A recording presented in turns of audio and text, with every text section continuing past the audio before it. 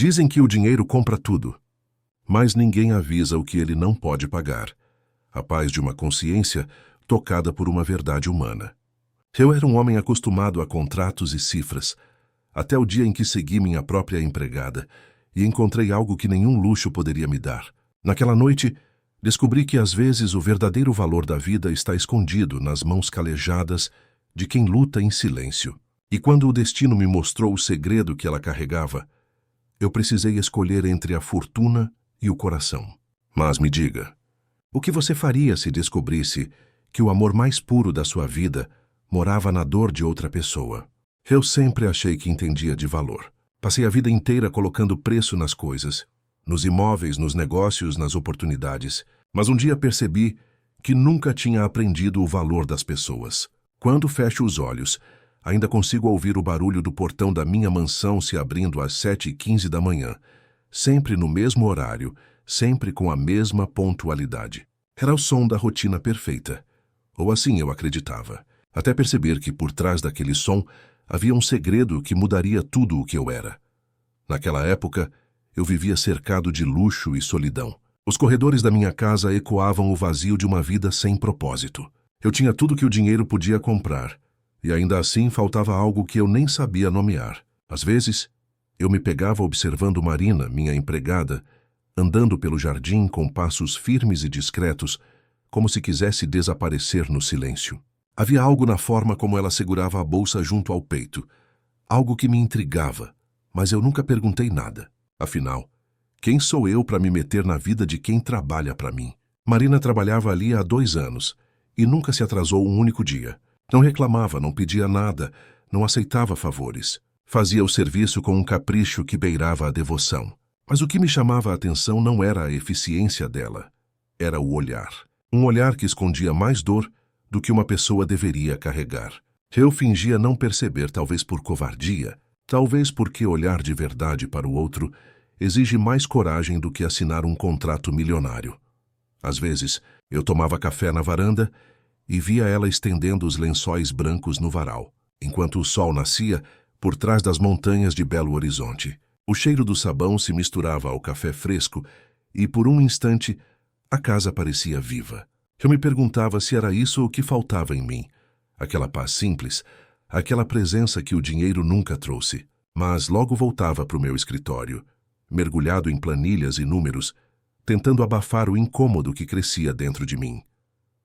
Marina nunca olhou nos meus olhos por muito tempo. Respondia tudo com educação, mas mantinha distância.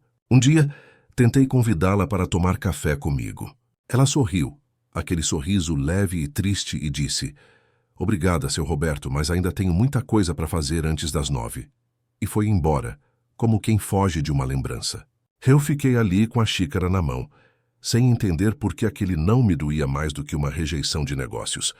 Com o passar dos meses, comecei a perceber coisas pequenas.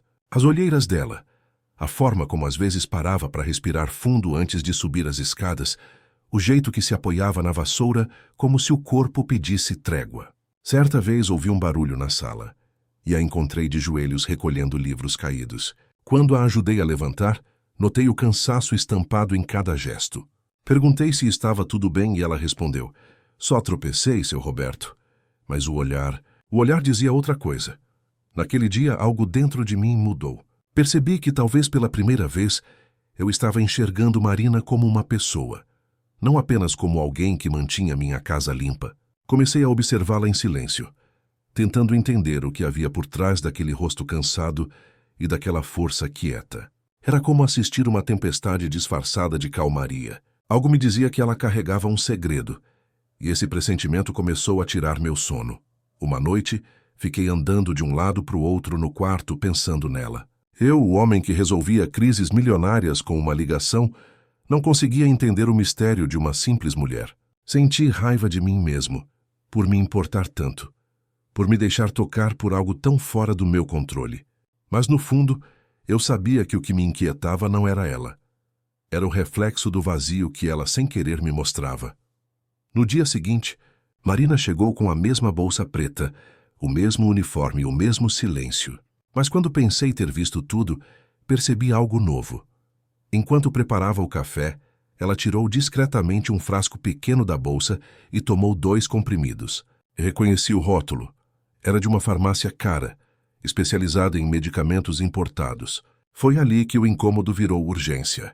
Eu precisava saber o que estava acontecendo, mesmo que isso significasse atravessar uma linha invisível entre patrão e ser humano.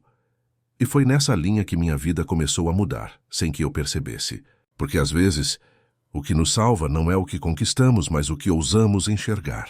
E naquele instante, eu estava prestes a enxergar algo que transformaria não só a vida de Marina, mas a minha também.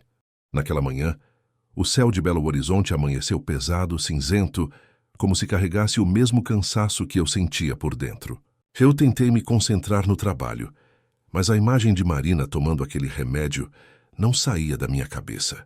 A cada página do relatório, eu via o rosto dela, pálido, exausto, escondendo algo que gritava em silêncio.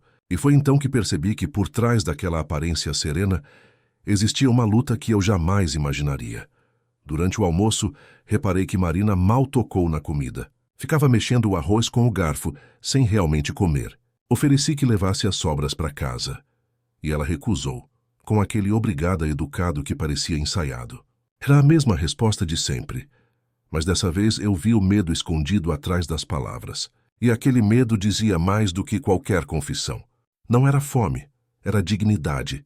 Uma dignidade que, mesmo cansada, ela se recusava a perder.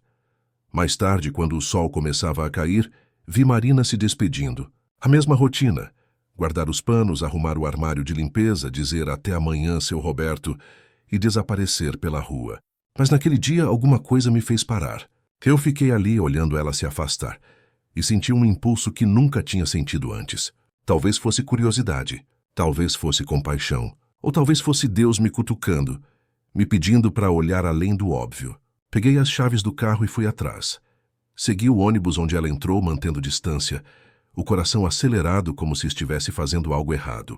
Marina desceu num bairro simples, cheio de casas antigas e ruas estreitas. Eu a vi caminhar apressada, com um olhar baixo e passos firmes, mas o destino dela não era uma casa. Era o hospital municipal. Quando a vi entrar pelas portas de vidro, meu estômago se fechou. Um pressentimento me tomou. Frio, cortante, impossível de ignorar. Esperei alguns minutos antes de entrar. O hospital estava cheio de gente. Mães com crianças no colo. Idosos nos bancos, o cheiro de álcool misturado ao desespero. Segui Marina de longe, tentando não ser visto. Ela pegou o elevador e apertou o 4º andar. Meu peito apertou. Eu conhecia aquele andar. Era a ala de oncologia infantil. Foi como se o chão sumisse sob meus pés. Pela primeira vez na vida, um negócio milionário não teria o poder de me distrair. Quando cheguei ao corredor, vi Marina sentada numa cadeira azul, do lado de uma porta entreaberta. E pela fresta, ouvi a voz dela. Uma voz completamente diferente da que eu conhecia. Suave, doce, cheia de ternura. Mamãe trouxe o livro que você pediu. E então uma voz fraca respondeu, lê para mim, mãe. Naquele instante, o mundo parou. Dentro daquele quarto estava uma menina carequinha, frágil, com olhos grandes e um sorriso que doía de tão puro. Era a filha dela. Fiquei ali parado sem ar. Ouvi quando a menina perguntou se a mãe estava cansada. Um pouco, respondeu Marina, limpando as lágrimas antes que a filha percebesse. Mas mamãe está bem. A criança, com uma sabedoria que nenhuma idade deveria ter, disse baixinho, é por causa do dinheiro de novo, né? Foi nessa hora que entendi tudo. O cansaço, os remédios, as recusas, o medo. Marina estava lutando contra o impossível. E perdendo aos poucos, eu encostei na parede fria do hospital e deixei o peso daquela verdade me esmagar. Uma mulher que limpava minha casa todos os dias estava, na verdade, limpando o desespero de dentro da própria alma. Enquanto eu reclamava de reuniões longas, ela lutava para manter a filha viva. Senti vergonha de mim. Vergonha de ter tanto e fazer tão pouco. Vergonha de só enxergar quando a dor dos outros bate à porta da nossa consciência. Naquela noite, voltei para casa, mas o silêncio da mansão me pareceu maior do que nunca. O som dos meus passos ecoava nas paredes como um lembrete cruel. Eu vivia num palácio vazio, enquanto uma mãe dormia num hospital para cuidar da filha. Sentei no sofá e chorei. Chorei como não chorava desde que perdi o meu filho, anos atrás. Foi ali que entendi. Às vezes, Deus coloca alguém no nosso caminho não para testar o quanto temos, mas para ver o quanto ainda somos capazes de sentir. E naquele instante, eu soube que minha vida estava prestes a mudar, porque quando o coração desperta, não há como voltar a dormir. E o meu, naquela noite, finalmente acordou. No dia seguinte, o sol parecia mais frio do que o normal. Eu passei a manhã toda andando de um lado para o outro, sem conseguir tirar da cabeça o rosto de Marina e da filha dela.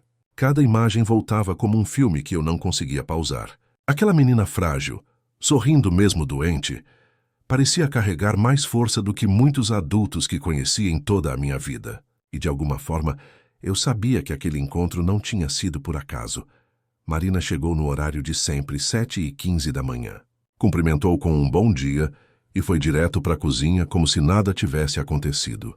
Eu a observei em silêncio, tentando esconder o turbilhão que me consumia por dentro. Ela parecia tranquila, mas agora eu sabia o que havia por trás daquele semblante calmo. Noites mal dormidas, medo, fé e um amor que desafiava o impossível. Tentei agir naturalmente, mas cada gesto dela me doía. Quando vi suas mãos tremendo levemente ao segurar a frigideira, percebi o quanto ela estava exausta.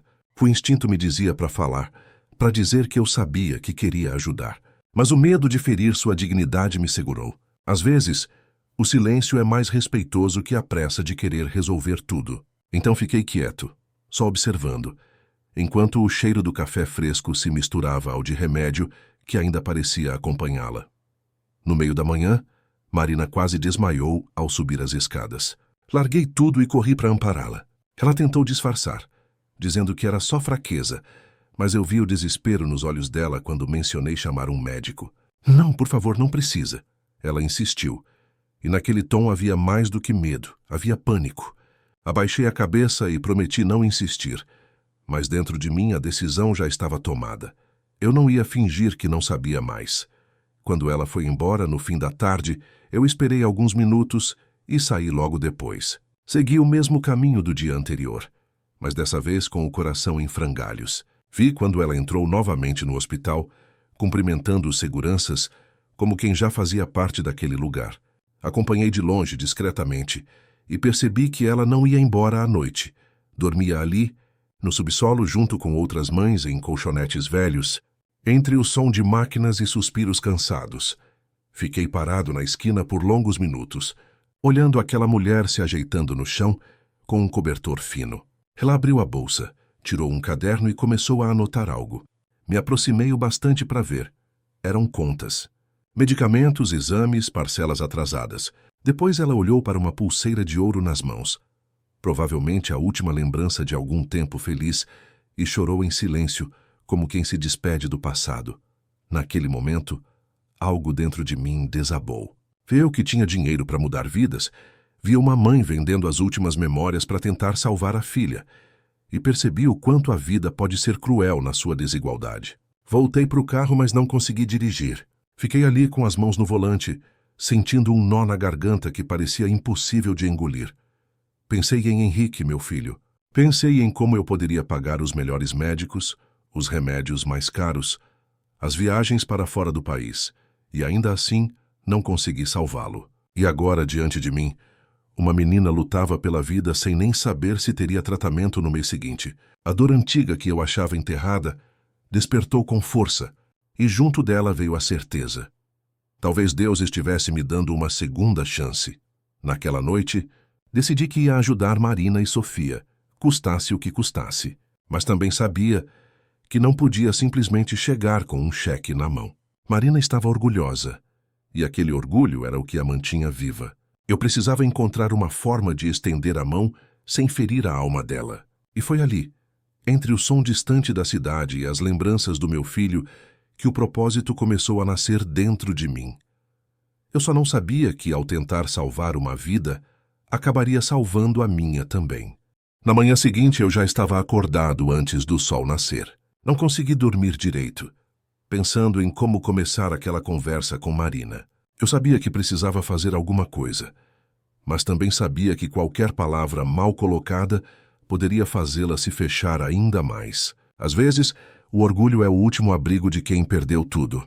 E eu não queria tirar isso dela, Só queria aliviar o peso que carregava sozinha. Quando ela chegou, parecia ainda mais pálida. Cumprimentou com um sorriso rápido, mas os olhos denunciavam o cansaço de quem passou a noite em claro. Eu ofereci café, mas ela recusou. "Tô sem fome, seu Roberto", disse sem olhar para mim. Aquilo me partiu. Então decidi mudar de tática. Esperei ela terminar o serviço e, antes que saísse, pedi para conversarmos 1 minuto. "Marina, você trabalha aqui há 2 anos e nunca pedi para falar sério com você." "Hoje quero." Ela ficou tensa. Perguntou se tinha feito algo errado e eu respondi que, pelo contrário, ela fazia mais do que qualquer pessoa que já trabalhou comigo. Falei do esforço, da pontualidade, da dedicação e então fiz algo inesperado. Ofereci um aumento, 50% a mais do salário, além de registro e plano de saúde. Esperei um sorriso. O que recebi foi silêncio. Marina empalideceu, olhou para o chão e balançou a cabeça. "Não posso aceitar." Eu me confundi. Perguntei por quê e ela respondeu apenas: "Não mereço tanto." Mas havia medo na voz dela, não humildade. Tentei insistir, mas quanto mais eu falava, mais ela se retraía. Foi como ver uma porta se fechando bem diante de mim. Ela agradeceu educadamente e saiu apressada, como se fugisse de algo. Eu fiquei ali parado na sala tentando entender. Ninguém recusa um aumento desses sem um motivo muito sério. Foi então que percebi. Ela não queria dinheiro, queria paz. E talvez na cabeça dela, aceitar minha ajuda significasse perder o controle da própria vida. À noite, sentei no sofá da sala e repassei cada detalhe da conversa. Pensei no olhar dela, na tensão das mãos, na voz trêmula. Percebi que Marina não vivia, resistia, e por algum motivo que eu ainda não compreendia totalmente, eu sentia que precisava fazer parte dessa resistência, não como patrão, mas como alguém que finalmente entendeu o que é empatia. Liguei o abajur, e a luz amarelada iluminou as fotos antigas sobre o aparador. Nelas, eu e Henrique ríamos no quintal de casa antes da doença. Passei o dedo sobre a moldura e o coração apertou. Lembrei de cada internação, de cada esperança frustrada. Eu tinha perdido meu filho, mas talvez ainda pudesse fazer com que outro pai ou mãe não passasse pela mesma dor. No fundo, eu sabia.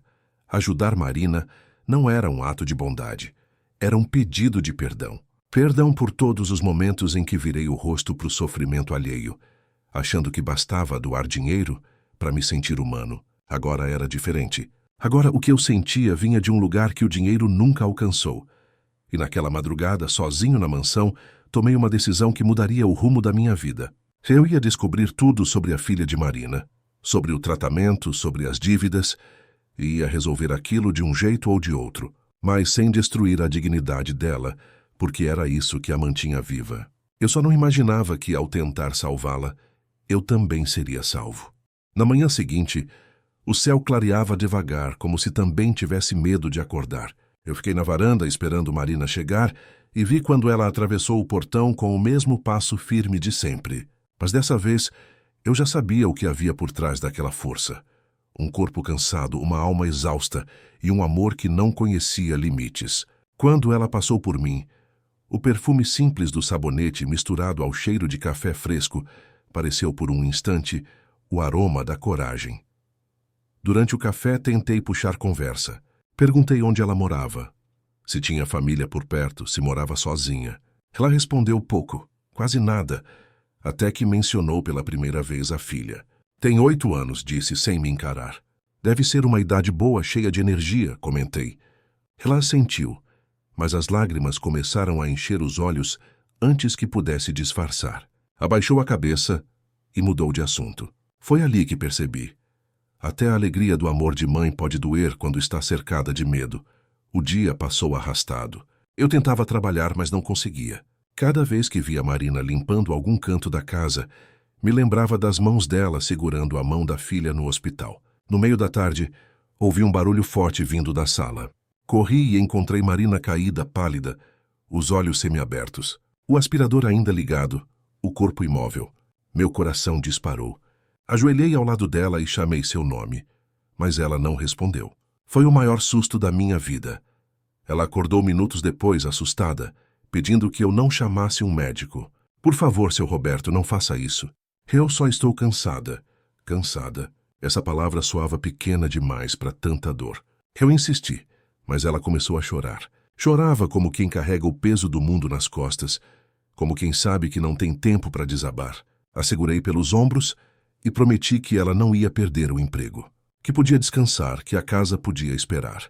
Mas ela só repetia: eu preciso trabalhar, eu não posso parar.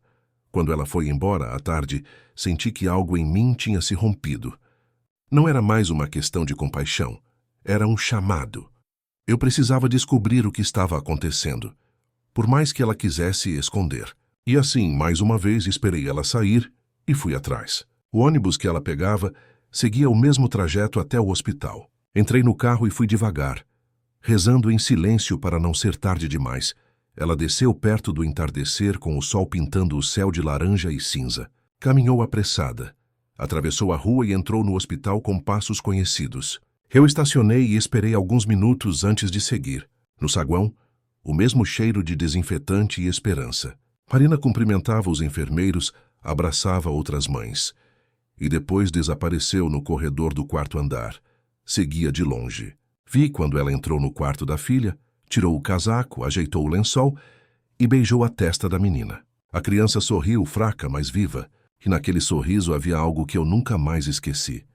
A gratidão pura de quem ama, sem esperar nada em troca. Foi ali, naquele corredor iluminado por luzes frias, que percebi que a fé não mora nas igrejas, mora nos olhos de quem acredita, mesmo quando o mundo diz que não dá mais.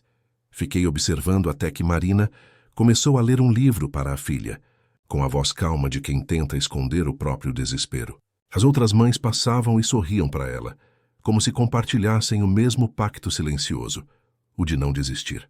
Eu senti vontade de entrar e dizer que elas não estavam sozinhas, mas sabia que ainda não era o momento.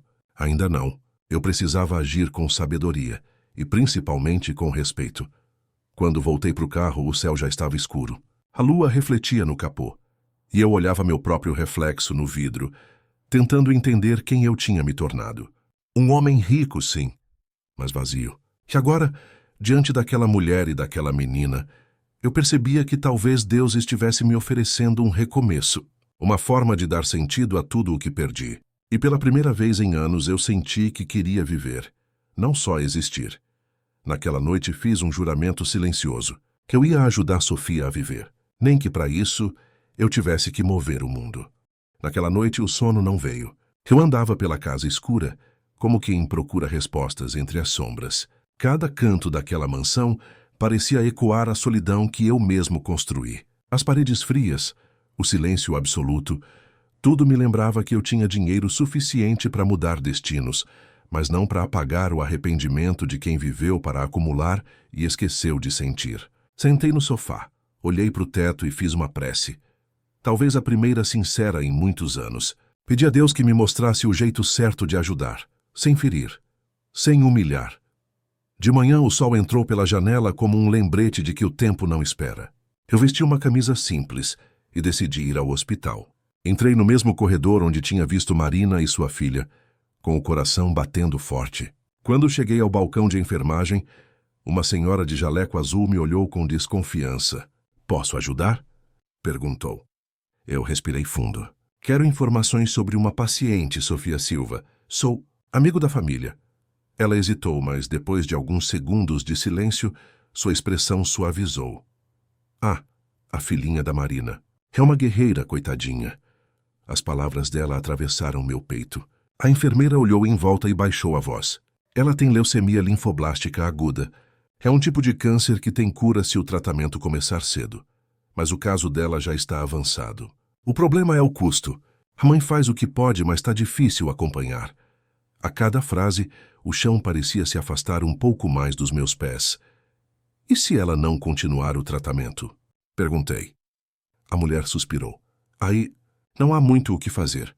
Saí dali atordoado.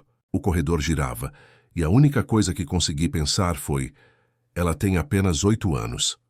Parei perto da janela, olhando o movimento do hospital. Crianças com máscaras coloridas, mães cansadas segurando marmitas, médicos apressados. E no meio de tudo aquilo, senti uma mistura de impotência e propósito que nunca tinha sentido antes.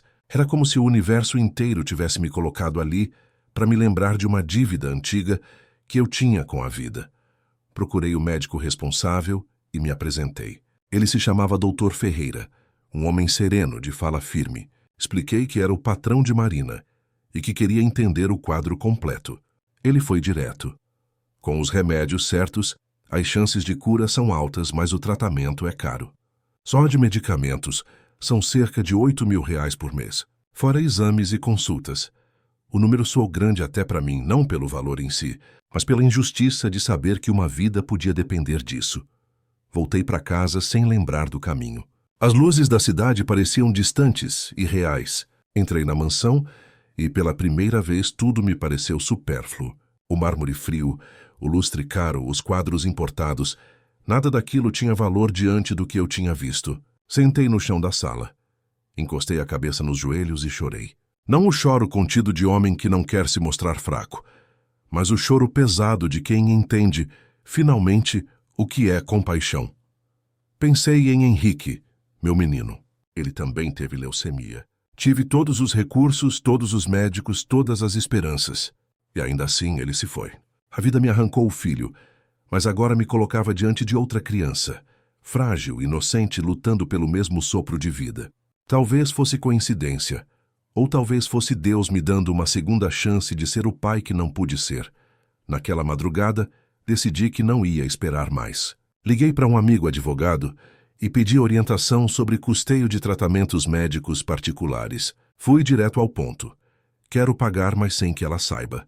Ele ficou em silêncio por um instante e depois disse: dá para fazer de forma indireta, mas vai precisar da autorização do hospital. E cuidado para não ferir o orgulho dela. Eu sorri amargo. Disso eu sei. É o que mais me preocupa. Desliguei o telefone e fiquei olhando a janela onde o céu começava a clarear.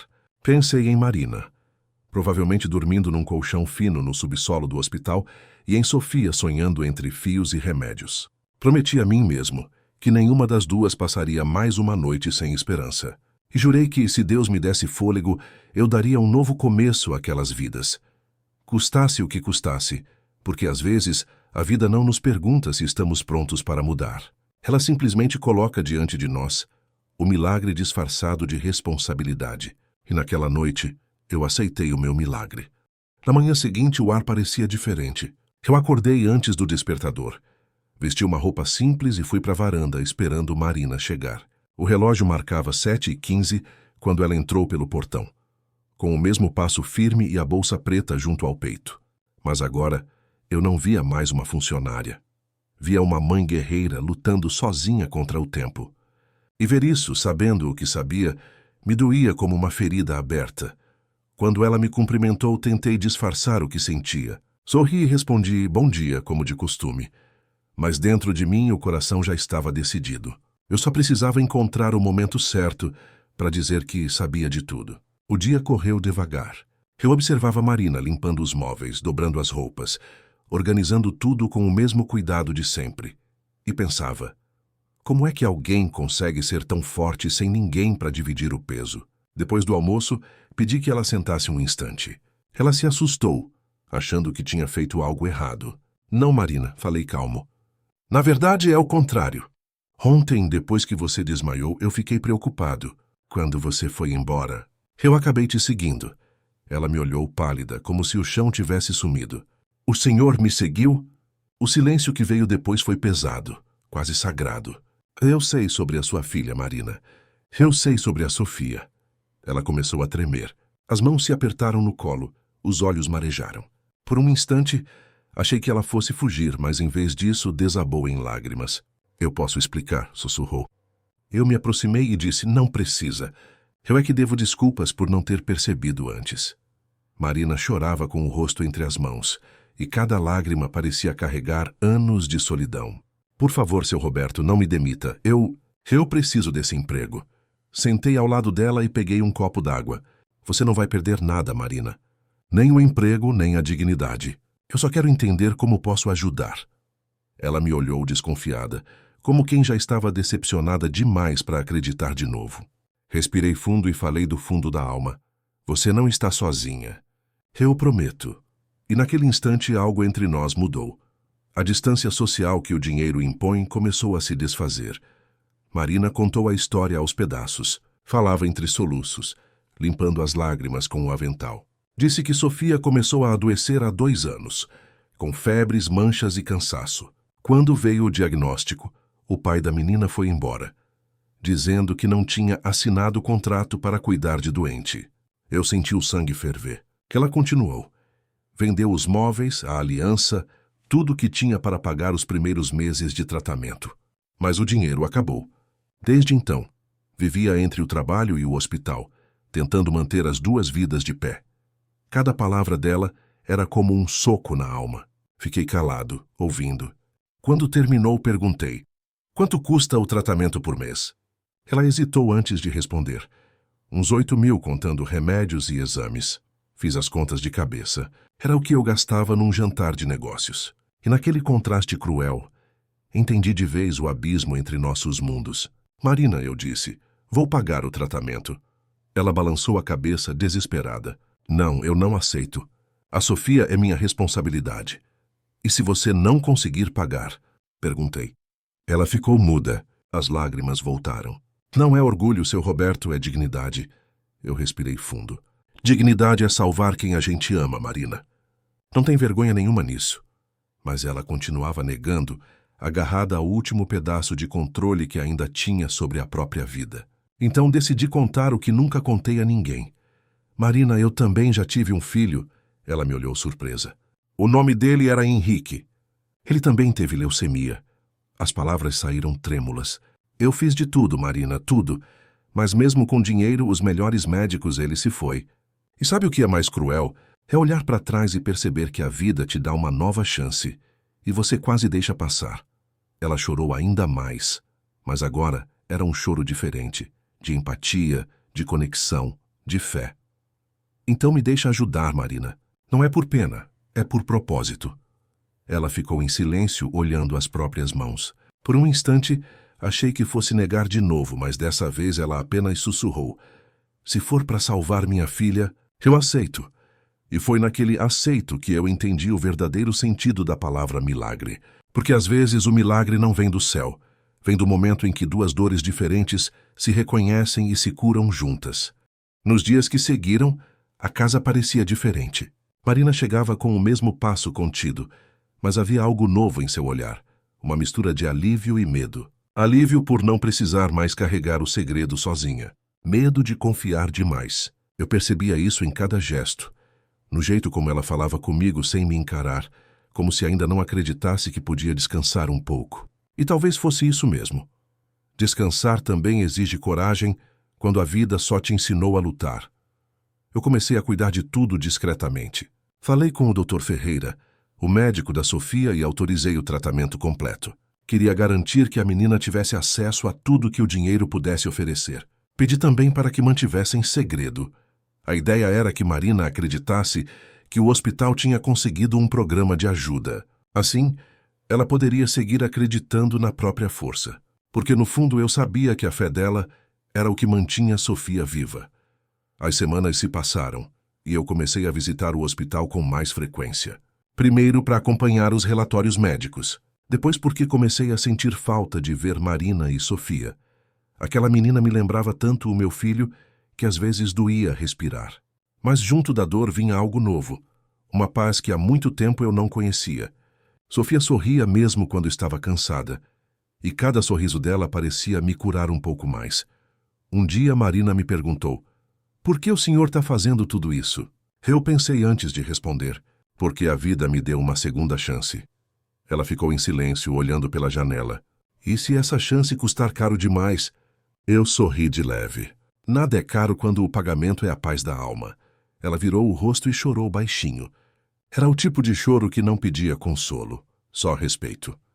Certo dia o médico me chamou para uma conversa mais detalhada. Disse que, com o novo tratamento, as chances de cura da Sofia haviam subido para 95%.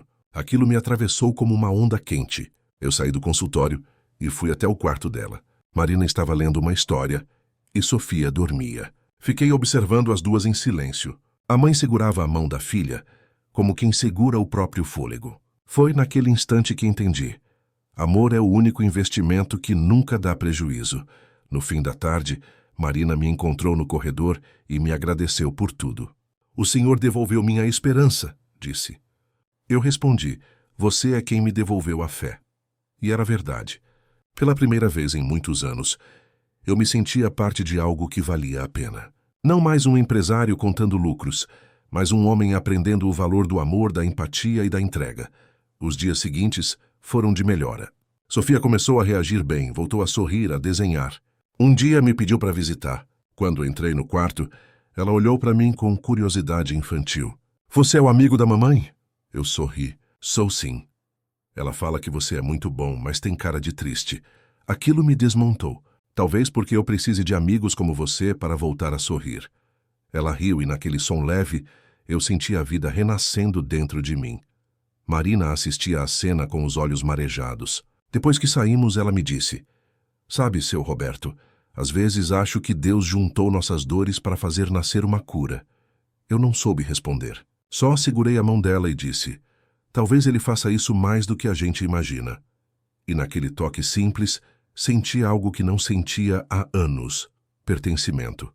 As noites já não eram tão silenciosas. Eu voltava para casa e ficava lembrando do sorriso de Sofia, da voz doce de Marina, do som das enfermeiras rindo no corredor. Percebi que minha vida estava se enchendo de sons de novo, sons de gente, de fé, de esperança.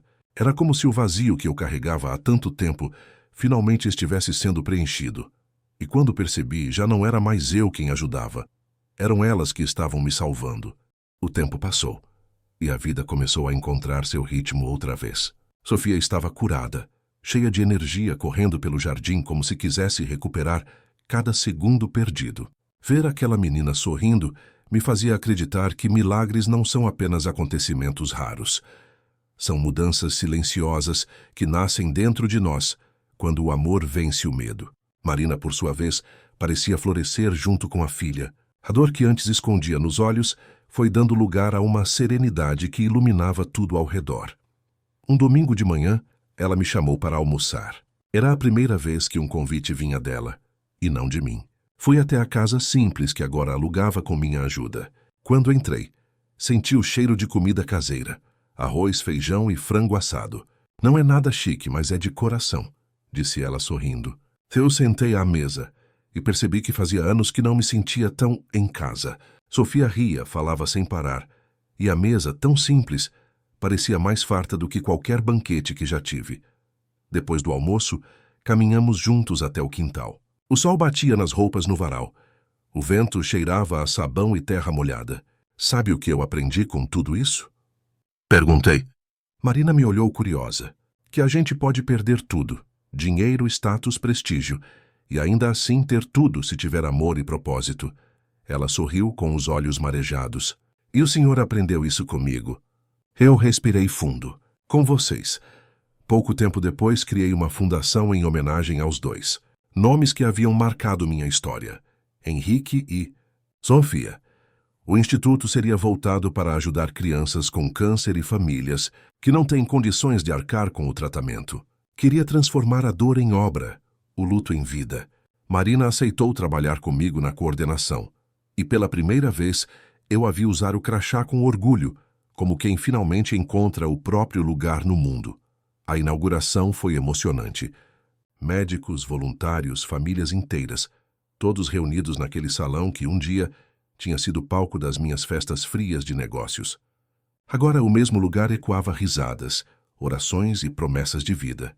Quando Marina subiu ao palco para agradecer, suas mãos tremiam. Eu era só uma empregada tentando salvar minha filha, disse ela.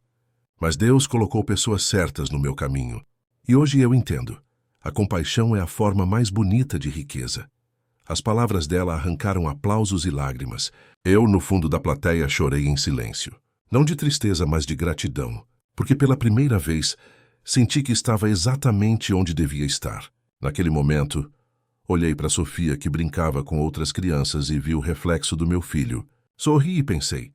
A vida tem um jeito misterioso de devolver o que tira. Às vezes com outro nome, outro rosto, outro tempo, mas com o mesmo amor. Os meses seguintes foram de paz. Eu e Marina nos aproximamos ainda mais. Nossas conversas já não precisavam de palavras, bastava o olhar. Um dia ela me perguntou: "O senhor ainda acredita em destino?" Eu respondi: "Depois de tudo isso, acredito mais em propósitos." Ela sorriu e segurou minha mão. Então talvez o propósito tenha sido nos unir.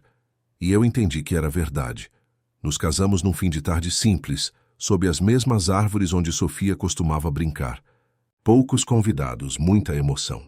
Não havia luxo, mas havia amor em cada detalhe. Quando ela entrou com um vestido azul claro e o vento bagunçou os cabelos, eu percebi que a vida tinha me devolvido não apenas a fé, mas também a alegria de ser amado. Hoje, quando olho para trás, vejo que o verdadeiro milagre não foi a cura de Sofia, nem a criação da fundação. O milagre foi o reencontro da minha alma com a humanidade que eu tinha perdido. E se há algo que aprendi com tudo isso, é que às vezes Deus não muda a nossa vida com raios e trovões. Ele muda através de um olhar, de uma mão estendida, de uma simples empregada que, sem saber, me ensinou o que é amar.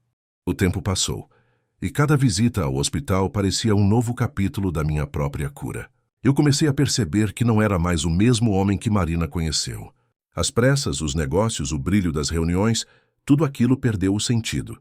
Agora o que me importava era o sorriso de uma menina que enfrentava o impossível com coragem e a fé silenciosa de uma mãe que não desistia. Era como se, ao cuidar delas, eu estivesse sendo reconstruído por dentro, tijolo por tijolo, alma por alma.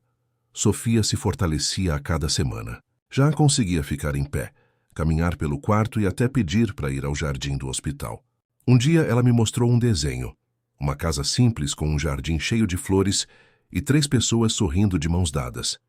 "É a nossa casa", disse orgulhosa. Eu perguntei quem eram as pessoas e ela respondeu: "Eu, mamãe e você." Naquele instante senti um nó na garganta. Era como se a vida tivesse me devolvido o direito de amar. Marina observava de longe, com o olhar cheio de emoção. Ela nunca desenhava pessoas, seu Roberto, me contou. Desde que ficou doente, só fazia árvores e nuvens. Acho que agora ela acredita que vai ter um lar de novo. Eu olhei para ela e respondi: talvez ela só tenha desenhado o que já sente, porque vocês já são minha família, mesmo que ainda não saibam disso. Ela ficou em silêncio e por um segundo vi um sorriso tímido nascer em meio às lágrimas. Os meses seguintes trouxeram esperança. O tratamento avançava bem. Os exames melhoraram e cada visita ao hospital era uma vitória.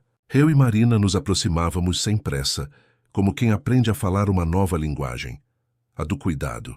Às vezes ficávamos no corredor, tomando café de garrafa plástica, conversando sobre coisas simples, o clima, a comida, a infância. Era curioso como a simplicidade dela devolvia leveza à minha vida. Uma tarde ela me olhou e disse: "Sabe o que mais admiro no Senhor? É que o dinheiro nunca fala mais alto do que o coração." Eu ri meio sem jeito. Demorei uma vida inteira para entender isso. E ela completou: "Algumas pessoas precisam perder muito para aprender a amar de verdade." As palavras dela ficaram ecoando em mim. Era como ouvir uma oração disfarçada de conversa. Quando os resultados confirmaram a remissão completa, chorei como uma criança.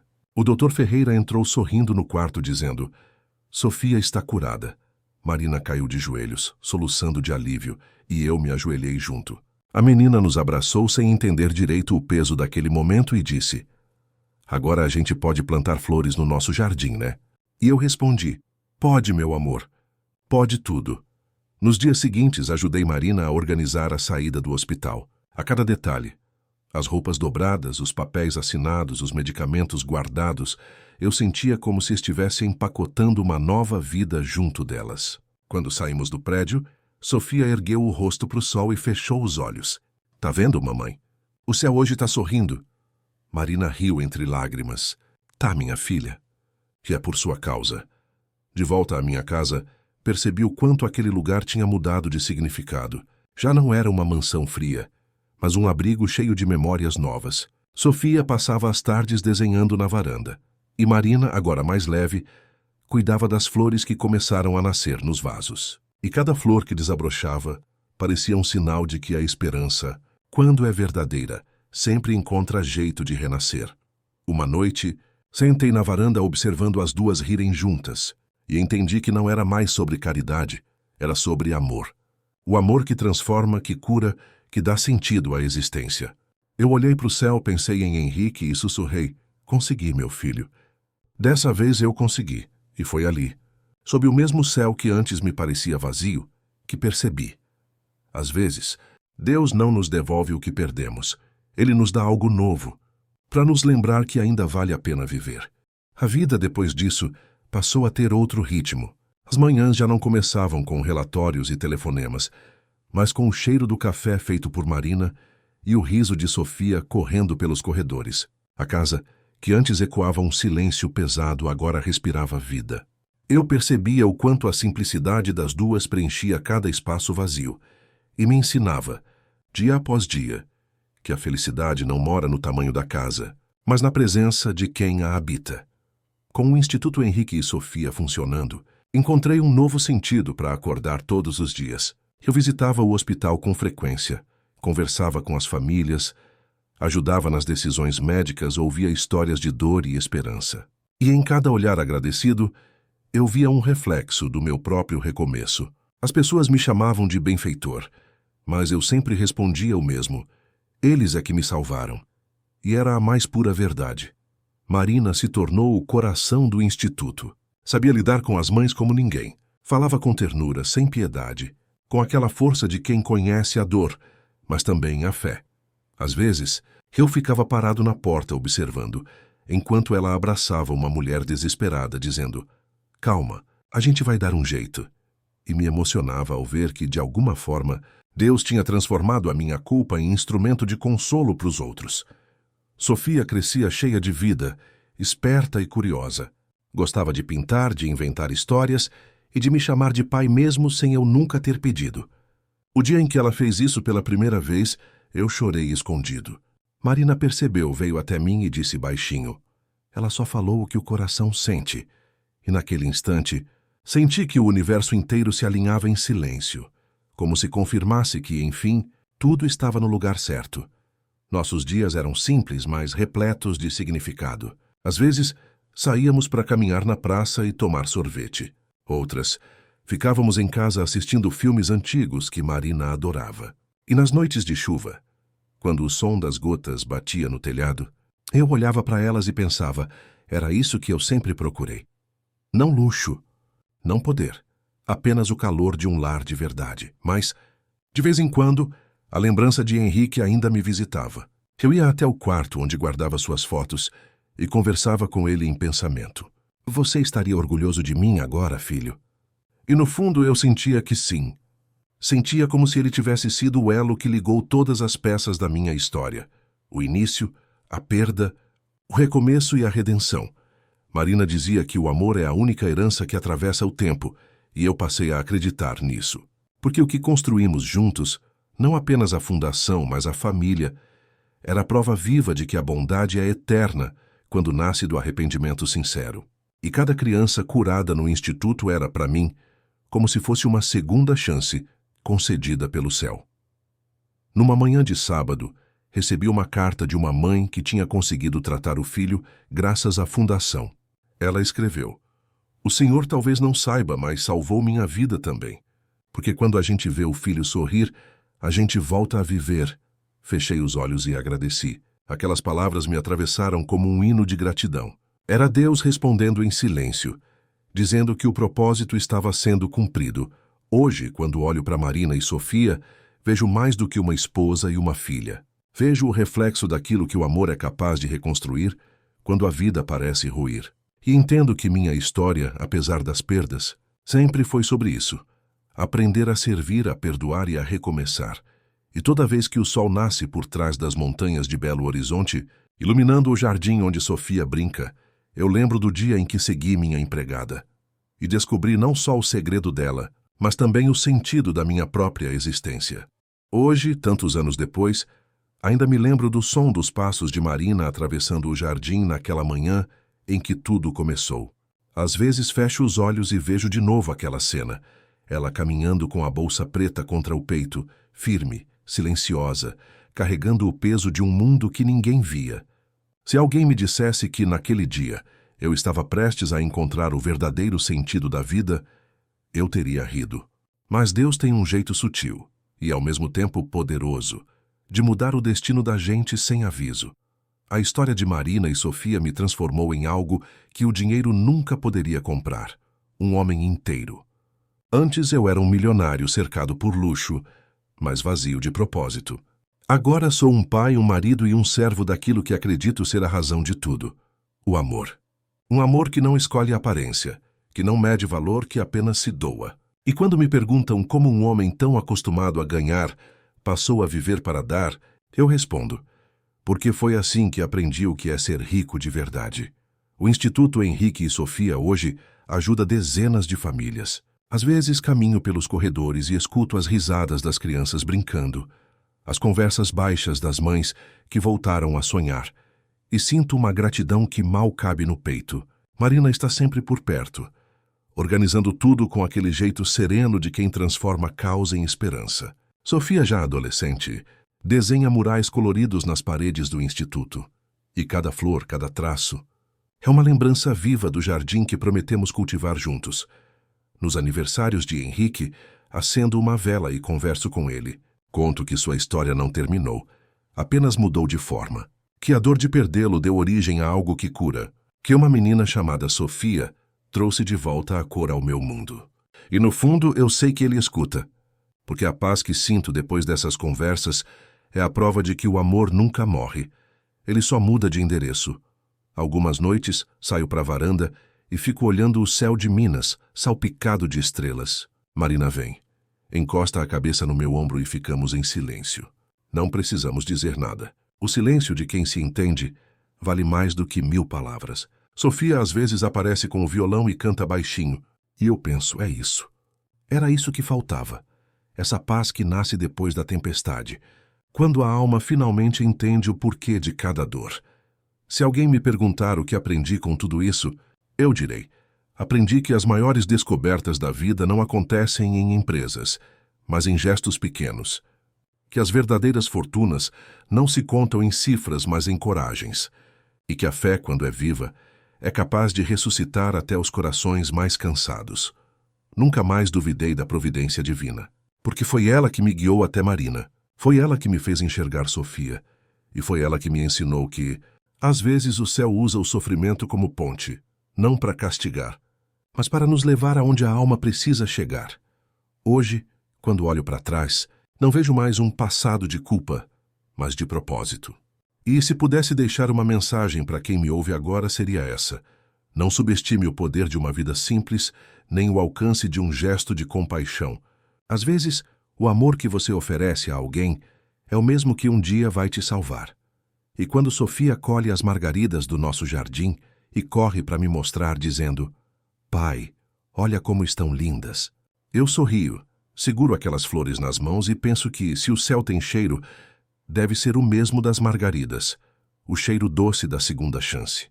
Se essa história tocou o seu coração, é porque, de alguma forma, você também acredita que a vida tem caminhos que a razão não explica. Talvez Deus ainda esteja escrevendo o seu milagre. Talvez Ele só esteja esperando você dar o primeiro passo. Aquele que nasce da fé, da bondade e da coragem de amar sem medida.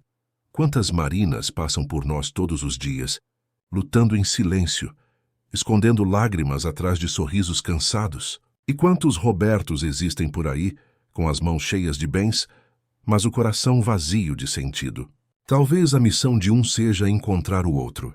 Talvez o propósito da vida seja justamente esse: cruzar histórias para que a dor de um se transforme na salvação do outro.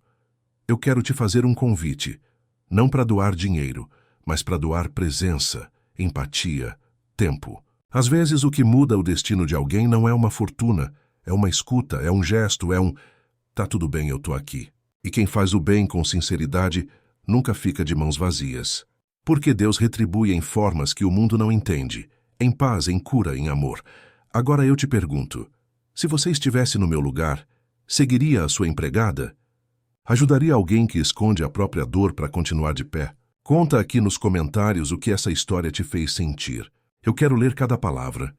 Porque histórias assim só ganham sentido quando tocam outras almas. Se você acredita que a fé ainda move montanhas, se inscreva no canal, ative o sininho e continue comigo. Porque aqui, cada vídeo é uma nova chance de lembrar que o amor ainda existe. E que Deus continua agindo através de pessoas comuns como eu e você. E lembre-se, o que começa como um segredo pode ser, na verdade, o início do seu milagre.